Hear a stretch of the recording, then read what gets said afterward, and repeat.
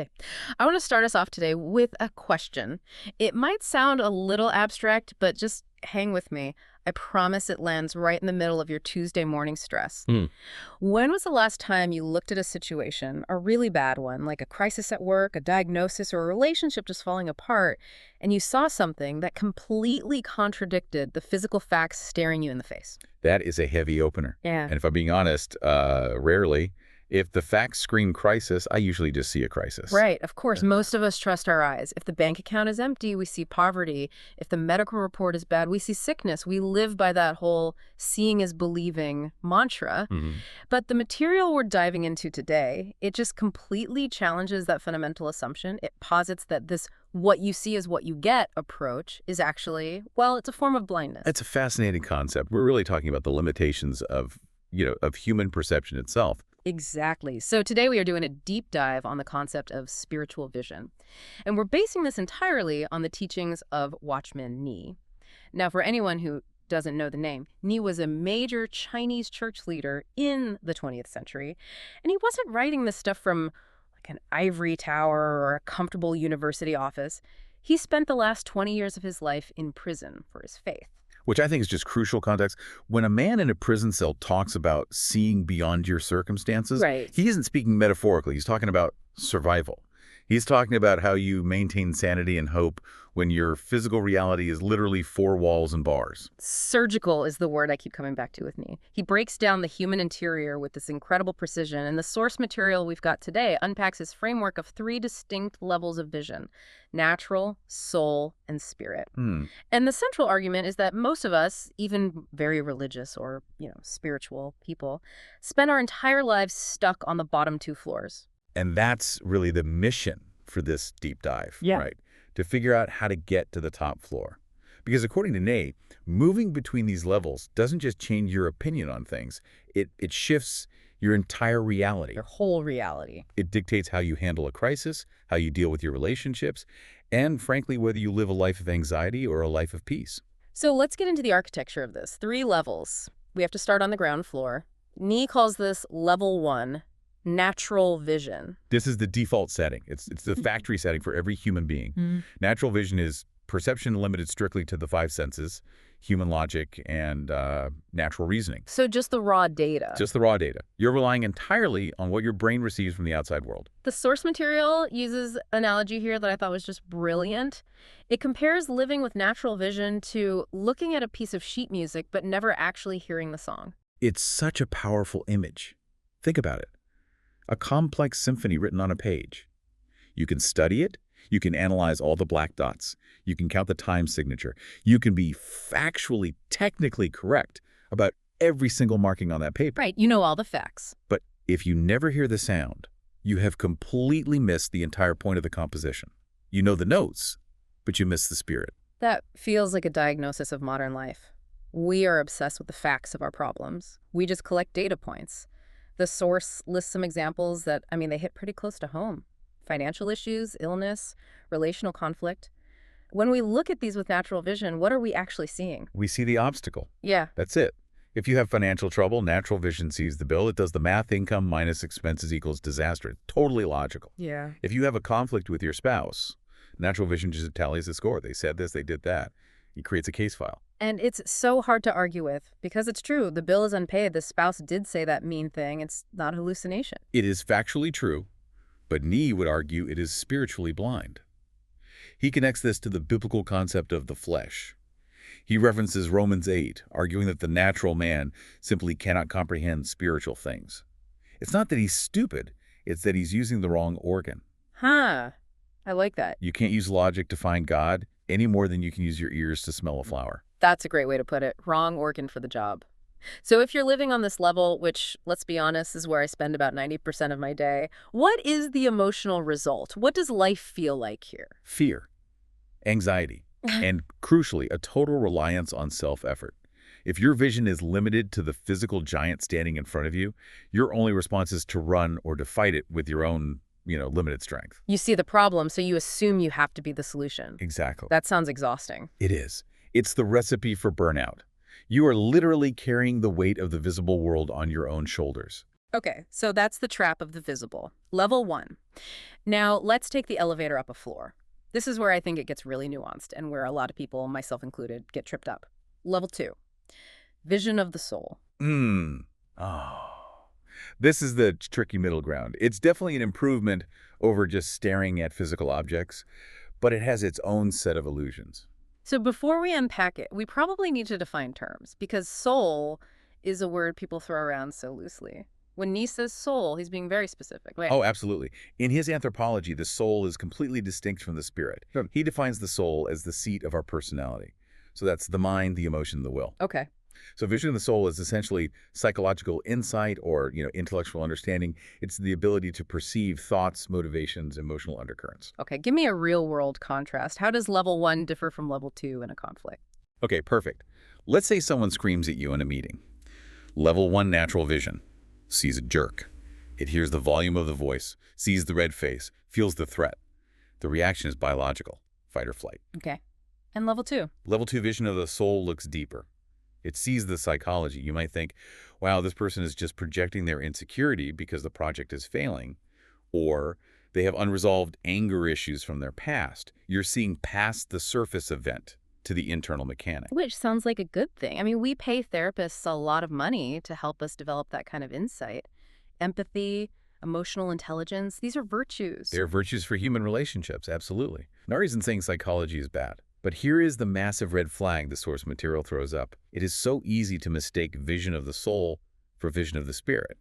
Because level 2 feels deep, we assume it must be divine. How do we confuse them? What does that look like? Well, because modern culture, and honestly a lot of modern church culture, often conflates emotional intensity with spiritual experience. Okay, can you unpack that? I think that's a really crucial distinction for anyone listening. Sure. Imagine you're at a concert or a religious service.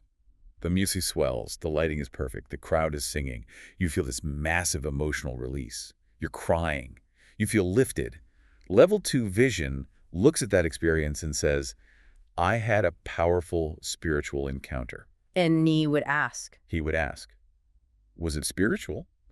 Or was it just your soul, your emotions, responding to a really powerful stimulus? Because you can have that exact same feeling at a Coldplay concert, a political rally, or a football game. That is a tough question to ask. It feels like it invalidates the experience for someone. It doesn't invalidate the emotion, but it does question the source. The source material also points out that we confuse psychological insight with divine revelation. Just because you understand why you behave the way you do, your childhood trauma, your personality type, it doesn't mean you've received God's light on it. You've just analyzed yourself. You've just analyzed your soul using your mind. It's the difference between self-improvement and sanctification. Precisely. You can have a very refined soul. You can be emotionally intelligent, intellectually sharp, have a will of steel. But a refined soul is still just a soul. It's human. It's not divine. It can lead to a better life, a more managed life, but not necessarily a spiritual one. So we've got natural vision, which is the senses, and soul vision, the psychology and intellect. Now we go to the penthouse. Level 3, vision of the spirit. The source calls this seeing as God sees. This is the goal. This isn't just seeing deeper into the human condition like the soul vision does. This is seeing from a completely different dimension.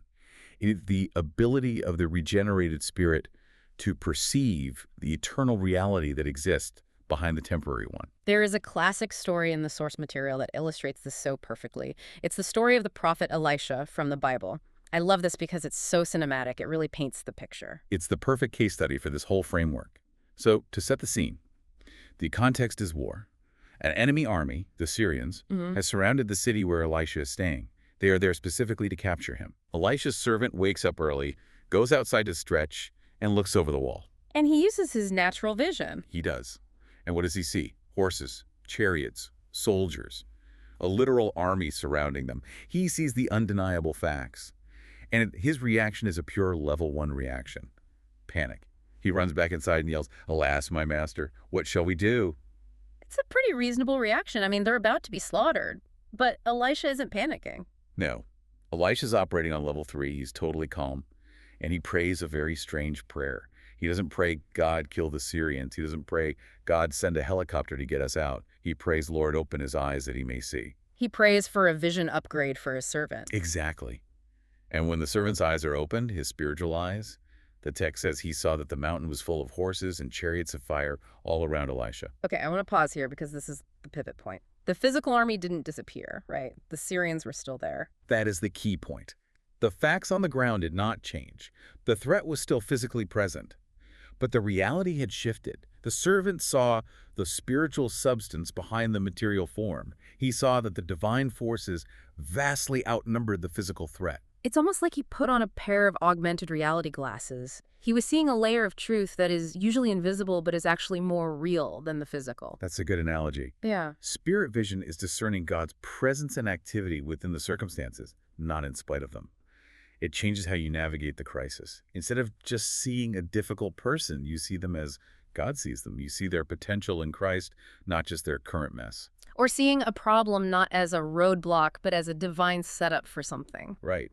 The source mentions having the mind of Christ. I mean, think about how Jesus looked at people. When he saw the Samaritan woman at the well, everyone else, using natural and soul vision, saw a social outcast with a messy marital history. Right. She's scandalous, or maybe she's just broken. Exactly. But Jesus saw an evangelist. He saw a woman with a thirsty spirit who could bring a whole city to God. He saw the eternal possibility inside the temporal shell. Okay, so I'm sold. I want the level 3 vision. I want to see the chariots of fire when my world is falling apart. But here is the million-dollar question, and the source is quite stark about this. How do we get it? Is there a technique? Do I need to meditate for 3 hours a day? If you're looking for a 5 steps to spiritual vision list, you're going to be really disappointed. Watchman Nee is absolutely adamant. This is not a technique. You cannot learn your way into this using your mind. So what is the mechanism? How does one move from soul to spirit? It is achieved through the cross and the breaking of the outer man. Breaking of the outer man. That sounds violent and painful. It's supposed to sound that way. Nee uses the analogy of a grain of wheat. He quotes Jesus saying that unless a grain of wheat falls to the ground and dies, it remains alone. But if it dies, the shell breaks and the life comes out. So the outer man is the shell. Yes. The outer man is our reliance on the soul and the senses. It's our confidence in our own intellect, our own ability to figure things out, our own emotional resilience. Well, as long as I think I'm smart enough to solve this crisis, I'm stuck in the soul. Exactly. As long as you are confident in your own resources, you have no need for spirit vision. You have to hit a wall. You have to reach the end of yourself. Wow. This is the opposite of almost every self-help book out there. Usually we think of growth as addition. I add knowledge, I add skills, I add coping mechanisms. But this sounds like subtraction. It is absolutely a process of subtraction. It's death to self-reliance. It's that moment where you look at your life and say, my logic can't solve this. My emotions can't handle this. God, I am blind. I need your eyes. And the source says this isn't a one-time event. You don't just break once and then you're superhero with X-ray vision forever. No, it's a daily falling to the ground. Every time a new crisis hits, the shell tries to harden again. We naturally want to take control back. We want to be the captain of the ship. Spirit vision requires handing over the wheel every single time. Speaking of crises, the source gives us a really good diagnostic test. If you're listening and wondering, where am I living right now? Am I in the soul or the spirit? There's a way to find out based on how you react to a big problem. It's the Goliath test. I love this because everyone knows the story of David and Goliath, but Nee frames it as a vision test. He does. Imagine a giant walks into your life. Maybe it's a lawsuit, maybe it's a scary medical diagnosis, maybe it's a massive debt. That's your Goliath. Okay, let's run the diagnostic. Response number 1, natural vision meets Goliath. You see an invincible giant. He is 9 feet tall, you are 5 feet tall. You do the math. The math says you die. The reaction is fear, trembling, and running away. This was the reaction of the entire Israelite army. They were logical. They saw the facts. Okay. Response number 2. Soul vision meets Goliath. This one is more subtle, and it looks a lot like modern positive thinking. You see the giant, and you realize the fear is the problem. So you try to psych yourself up. You say, we can do this. We just need better morale. Let's brainstorm a strategy. I am strong. I am capable. Right. It's coping mechanisms. It's morale boosting. But deep down, you still know the giant is bigger than you. You're just trying to manage your emotional response to him. You're trying to use your will to overcome the fear. And finally, spirit vision meets Goliath. This is David. David didn't deny the giant was there. He wasn't delusional. But he saw something the others didn't. He saw the giant in relation to God. That's the shift. Everyone else compared the giant to themselves. He's bigger than me. David compared the giant to God. He's smaller than God. He saw an uncircumcised Philistine defying the armies of the living God. To David, the giant wasn't a threat. He was a dead man walking because he had aligned himself against God. And the reaction. Absolute confidence. And this is the key takeaway for anyone listening. You don't force yourself to be brave. David didn't have to do breathing exercises or power poses. The bravery was a natural byproduct of what he saw. That is such a huge insight. We spend so much time trying to manufacture the feeling of faith. I just need to believe harder. But Nee is saying, stop trying to manufacture the feeling. Change the view. Vision dictates emotion. Vision dictates action. If you see the chariots of fire, you don't need to try to feel safe. You are safe. If you see God towering over your Goliath, you don't need to try to be brave. You just step forward. So practically speaking, for the person listening who is staring at a pile of bills or a broken marriage right now, what do they do? How do they apply this?